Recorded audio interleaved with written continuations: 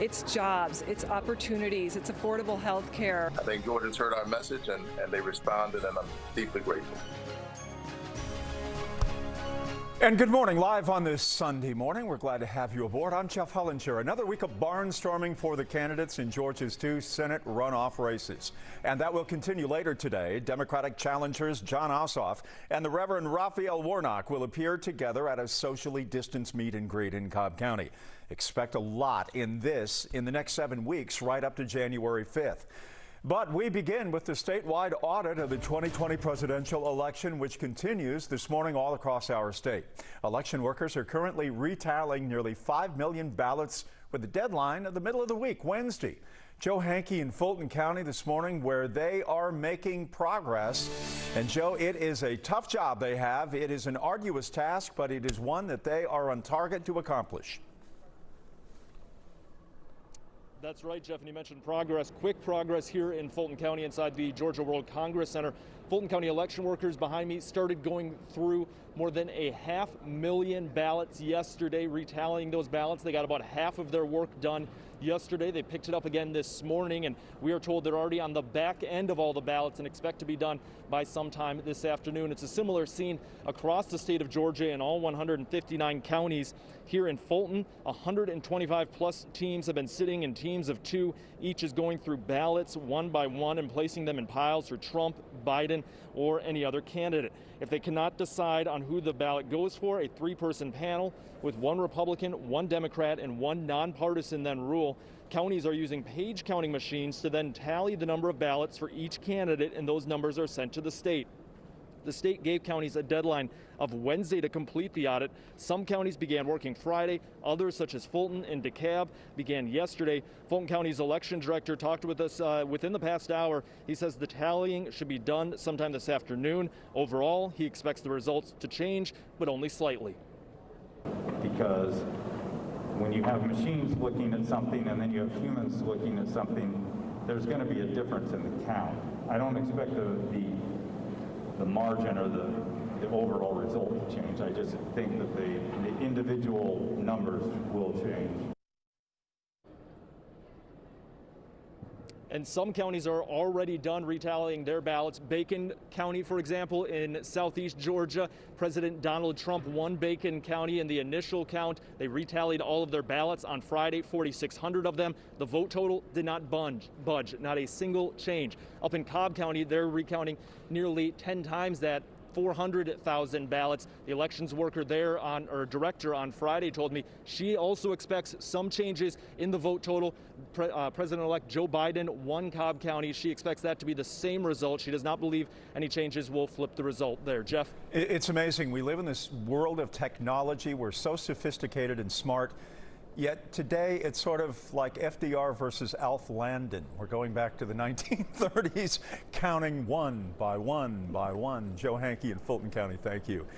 There was a controversy this week that reached a national stage involving accusations of the dead voters in Georgia having their voice. 11 Alive has confirmed that 2 of the 4 Georgia voters President Trump accused of fraudulently voting dead are very much alive. Lung function is operating for them this morning. Our chief investigator, Brendan Keefe, is also alive, and he tracked them down. Mr. James Blaylock of Covington, Georgia, a World War II veteran, voted in the election, the president's campaign tweeted. The only problem, he passed away 14 years ago. Sadly, Mr. Blaylock is a victim of voter fraud. That claim was amplified on national television. And no one quite embodies that story like James Blaylock of Covington, Georgia. Mr. Blaylock was a mailman for 33 years until he passed away in 2006. 14 years later, according to state records, he was still mailing things. James Blaylock cast a ballot in last week's election. False. James Blaylock did not vote in last week's election. Mrs. James Blaylock voted in last week's election. He's not voted. He didn't vote. It was you. It was me. Agnes Blaylock voted using her married name, Newton County confirmed. Her voter registration was signed as Mrs. James E. Blaylock Jr., and that's exactly how she signed her name when she voted in the November 3rd general election. The President of the United States was accusing you of voter fraud, essentially. Oh, I know it. And I knew it wasn't fraud. Is there anything you'd like people to know about your husband? Because I'm sure he's dearly missed. Best man I ever knew. Best one to me. I couldn't have had a better one. In his case, maybe voting from the grave wasn't really fraud, it was just commitment. Okay, but what about Linda Kessler of Nicholson, Georgia? Linda Kessler died in 2003.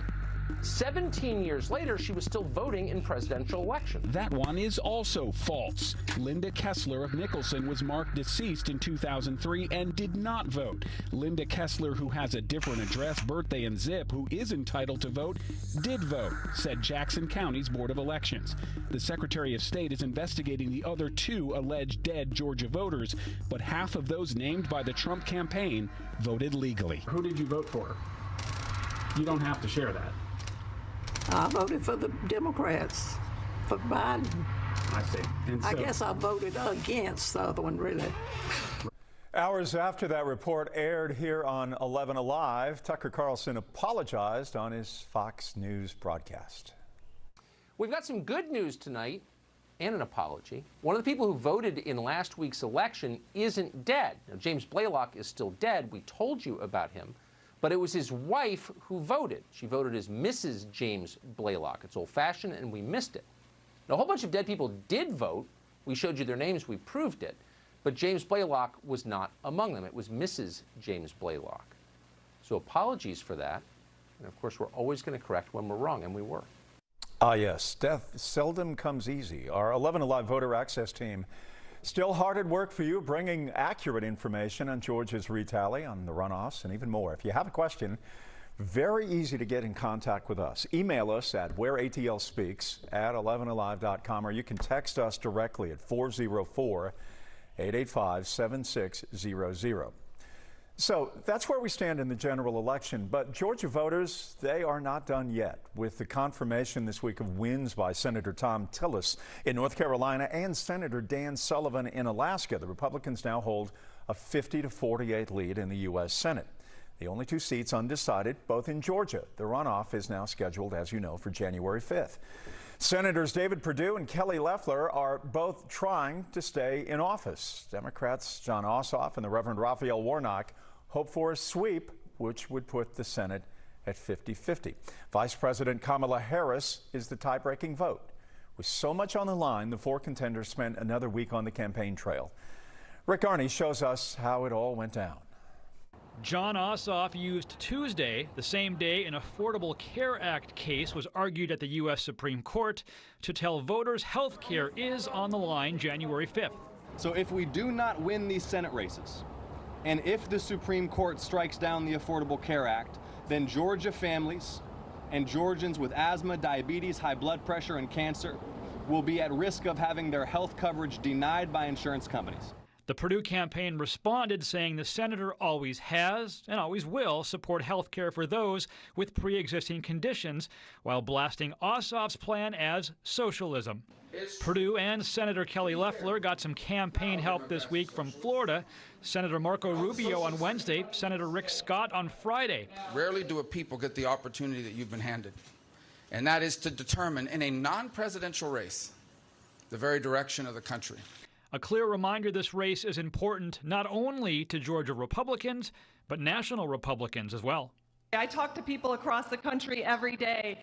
They know you're going to get it done, but I need you to make sure that your friends, your family, everyone is engaged. Is this a sound strategy? My gut is that the more nationalized this is, the harder it is for the Democrats.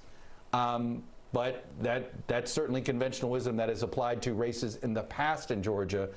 This is a whole new ballgame and a whole new political environment we're entering. RAPHAEL Warnock also took his case to the entire country, appearing on multiple national network interviews. So while all politics may be local, in 2020, with the Senate at stake, these 2 races will be the talk of the country for at least another 7 weeks. Yeah, that's absolutely right. All politics now are national. The old Tip O'Neill line about all politics are local, maybe throw it out the door here in 2020 into 2021.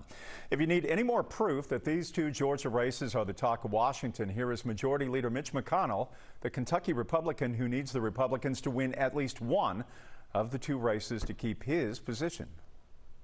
It makes a big difference who wins the 2 seats in Georgia. If the Democrats were to win the 2 seats, Chuck Schumer would be the majority leader, and the significance of that job, as we've discussed before, is the majority leader gets to decide what the agenda is, what you're going to do, what you're not going to do. So this is not yet decided.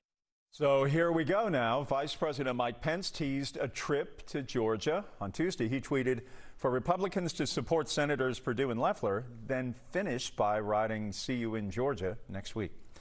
Stacey Abrams lost the race for the governor in 2018 of Georgia, but she is now trying to help 2 Democrats win Senate seats.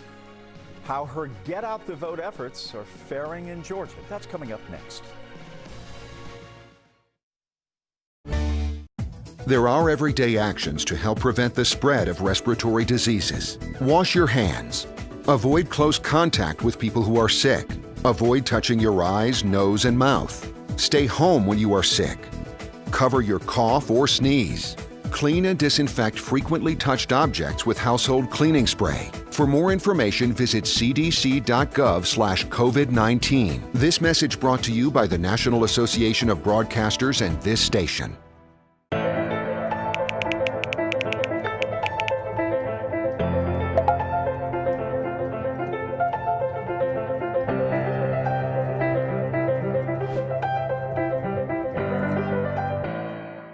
Today at noon on 11 Alive. We are seeing that lack of smell or altered taste can be a symptom.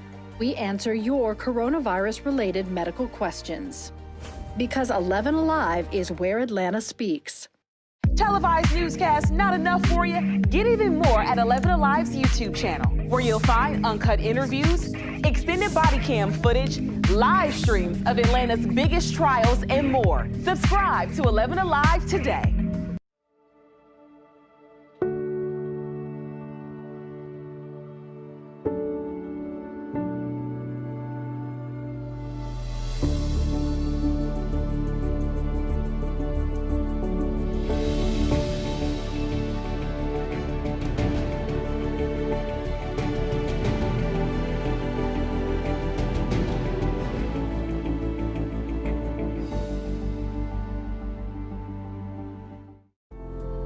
In times of great uncertainty, some things become more clear. The things we take for granted, the people we depend on daily. Here at 11 Alive, we'd like to say thank you. First responders, medical staff, sanitation workers, truck drivers, postal workers, and every brave Georgian doing their part to make a difference.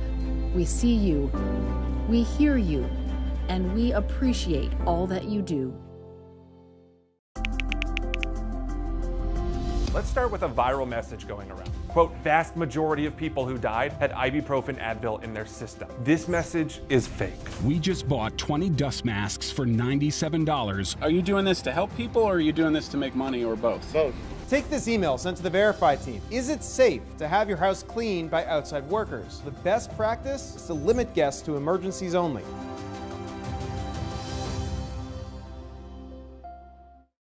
We know things are changing every day, but we're here with you. Continuous COVID-19 coverage during prime time. We're committed to giving you facts, not fear. On 11 Alive News Prime Time, weeknights from 8 to 11 on WATF. Democrats all around the country credit Stacey Abrams with helping Joe Biden win the presidential vote here in Georgia, and for that matter, around the country. Now, Abrams, since her 2018 election defeat to Governor Kemp, has focused on voting access and voting rights. Earlier this week, she spoke with 11 Alive's Natisha Lance, and she says she is booked and busy through January 5th, focused on helping Democrats win those 2 Senate races. Long before Joe Biden pulled ahead of Donald Trump in Georgia's presidential race, Stacey Abrams believed Georgia's Republican stronghold would flip blue. For Georgia to flip, we had to address the issues of voter suppression, and we had to have substantial investment in turning out our voters. Part of the success, Abrams says, came from her playbook, a sort of how-to guide on the inroads she made during her 2018 gubernatorial race. Since that race, 800,000 Georgians have registered to vote. That was just the first step in what is still a somewhat undecided presidential race. and 2 crucial U.S. Senate runoffs in Georgia. Those races, with Democrats Jon Ossoff and Raphael Warnock taking on Republican Senators David Perdue and Kelly Loeffler, are keeping Abrams focused. She's not celebrating just yet or giving energy to speculation she could be tapped to be part of the Biden-Harris administration. Have you been asked to be a part of the cabinet for Joe Biden? My focus right now is on delivering 2 U.S. Senate seats, making certain that Georgia continues to lift this country. Abrams voting rights organization Fair Fight has raised more than $7 million for Ossoff and Warnock. That number likely to go up. I think if 2020 has taught us anything, and we don't know how much things will cost, our responsibility is to raise the money necessary to reach every voter who is eligible to vote. I also asked Abrams about the audit and recount in Georgia. She says Georgians have chosen Joe Biden as the next president of the United States, and she does not believe the recount will change that outcome. All right, Natisha, thank you. History shows that Republicans have the advantage in runoffs in Georgia. They are 2 for 2, perfect in Senate runoffs in our history back in 1992 and in 2008. We asked one of our political analysts why state Republicans can be confident again this time around. Democrats tend to show up at a much lower rate. They do not participate in runoff elections as they do in generals. The other thing that Democrats need to worry about is that Donald Trump brought out a lot of people for this general election. He will not be on the ballot in January, and that is going to change the dynamic a lot. As Georgians prepare to vote, we will wait and see if and when President Trump decides to weigh in on these 2 races.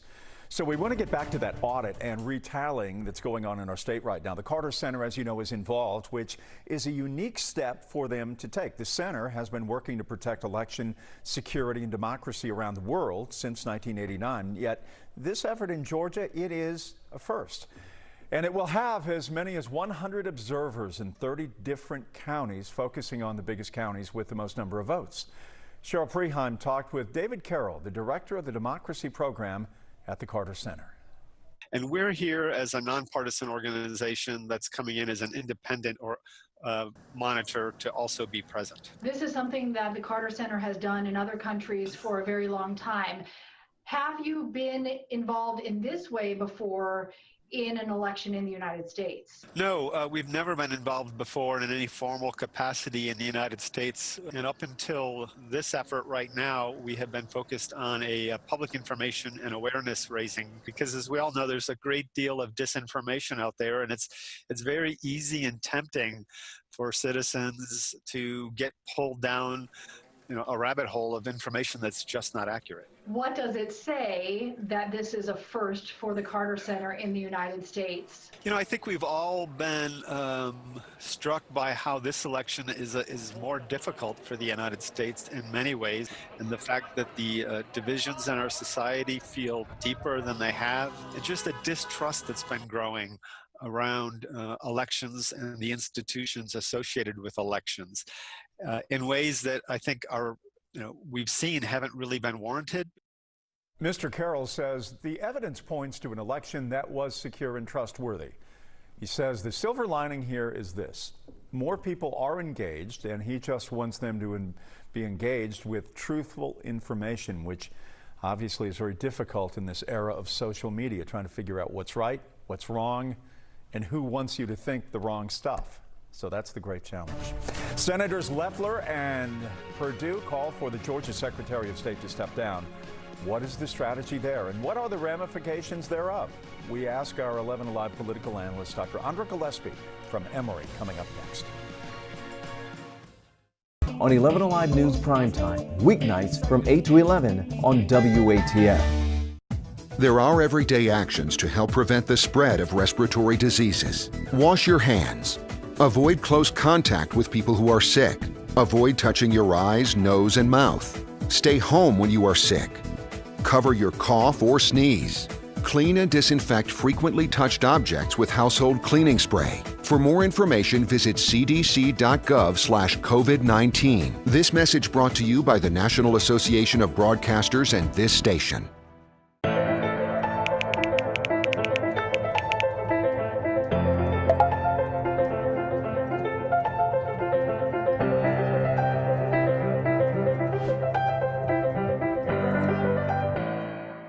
Today at noon on 11 Alive. We are seeing that lack of smell or altered taste can be a symptom. We answer your coronavirus-related medical questions. Because 11 Alive is where Atlanta speaks.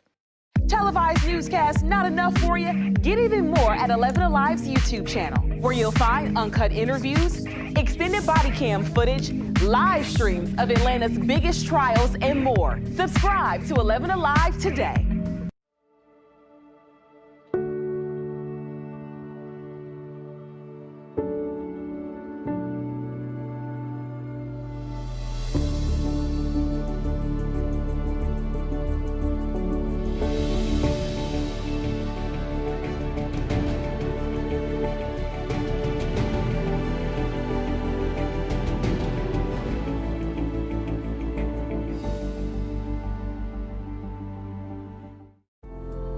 In times of great uncertainty, some things become more clear. The things we take for granted, the people we depend on daily. Here at 11 Alive, we'd like to say thank you.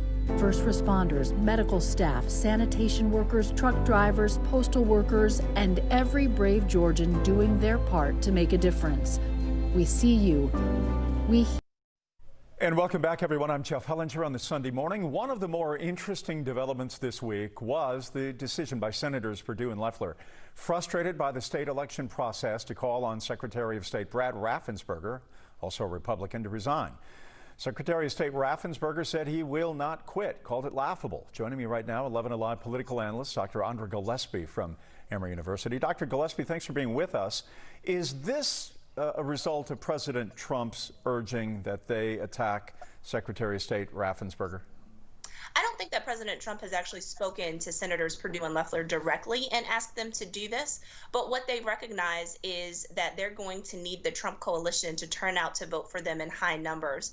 And I think they're factoring that if they align themselves very strongly with President Trump's claims about vote rigging, then that is going to excite their base and get them to turn out to vote. So I'm going to disagree slightly with my friend and colleague Mike Hassinger. While there's been a historic advantage for Republicans in this election, the fact that more people voted Democratic in the presidential election suggests that there is a parity that we haven't gotten used to yet in Georgia between Democratic and Republican voters. And so while there still may be more Republicans in the state, polling certainly tends to reflect that or is weighted in that particular way. What we're seeing is that Democrats are able to get a majority of voters out to vote in a statewide election.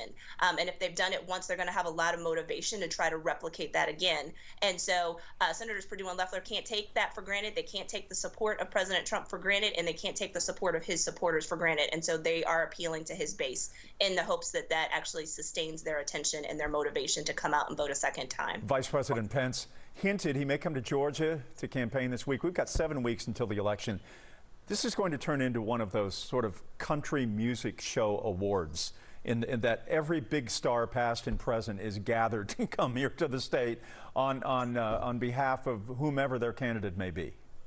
So if we recall the 2017 special race in the Georgia 6th congressional district, that Karen Handel-John Ossoff race, where we saw our airwaves inundated with ads, and we saw sort of a hit parade of people coming out to support those particular candidates. Expect that on steroids and expect it to be statewide. So yeah, I expect every luminary in the Democratic and Republican parties to come out and stump for the candidates. We've seen evidence of that already, so we just expect more of it. And I find myself personally relishing seeing the Christmas ads on TV now, because I know in a couple of weeks there won't be any. Hey, I don't want to hear you complain. I'm the one that they have pulled from the newscast to stick on those political ads. I'm the one who gets to complain more than anybody else. But I haven't seen that ad this week. Oh, so I don't man, I'm just hoping they don't re-trot that stuff out again. But it is going to be rough, isn't it? I mean, we're going to see personal attacks of which we have probably never seen in any kind of Senate race.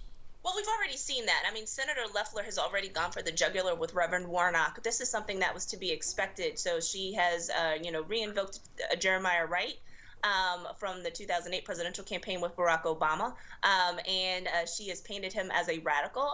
And her language in her ads has racist overtones to it. I mean, sort of, just the idea of sort of invoking Black Lives Matter and law and order has a long history in terms of law and order, of having racial undertones to them. So this is the reason why I'm saying that, and I'm saying it as strongly as I am. And then also sort of the notion of painting Jeremiah Wright as a radical. So you could take sort of the language and take issue with that, but he wasn't blaspheming, and we've all seen the rest of that video clip, so we know exactly what Reverend Wright was actually critiquing, whether or not you agree with it, and it's actually raising an interesting point about who gets to critique America. All right, Dr. And unfortunately, there's survey data that suggests that people don't always like it when Black people critique America through protest.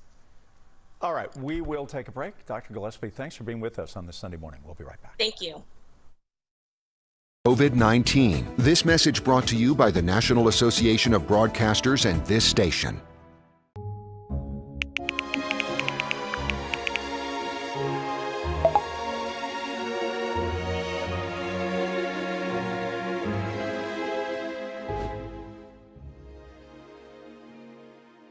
Today at noon on 11 Alive. We are seeing that lack of smell or altered taste can be a symptom.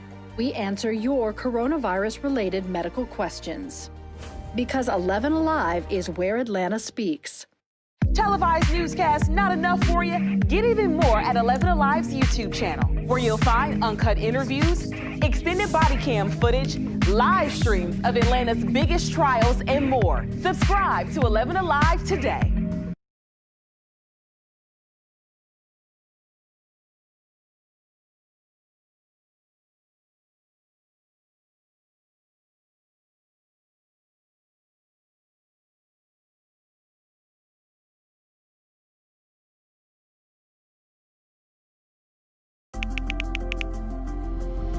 Let's start with a viral message going around. Quote, vast majority of people who died had ibuprofen Advil in their system. This message is fake. We just bought 20 dust masks for $97. Are you doing this to help people, or are you doing this to make money, or both? Both. Take this email sent to the Verify team. Is it safe to have your house cleaned by outside workers? The best practice? That is it for us. Stay tuned to 11 Alive for more coverage tonight on the news at 6 and throughout the runoff. Thanks for being with us this morning. I'm Jeff Hollinger. Have a great day. Minute to giving you facts, not fear, on 11 Alive News Primetime, weeknights from 8 to 11 on WATF. There are everyday actions to help prevent the spread of respiratory diseases. Wash your hands. Avoid close contact with people who are sick. Avoid touching your eyes, nose, and mouth. Stay home when you are sick. Cover your cough or sneeze. Clean and disinfect frequently touched objects with household cleaning spray. For more information, visit cdc.gov/COVID-19. This message brought to you by the National Association of Broadcasters and this station.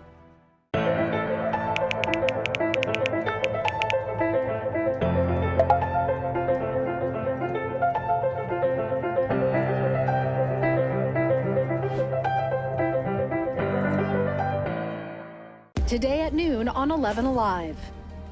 We are seeing that lack of smell or altered taste can be a symptom. We answer your coronavirus-related medical questions. Because 11 Alive is where Atlanta speaks. Televised newscasts not enough for you? Get even more at 11 Alive's YouTube channel, where you'll find uncut interviews, extended body cam footage, live streams of Atlanta's biggest trials, and more. Subscribe to 11 Alive today.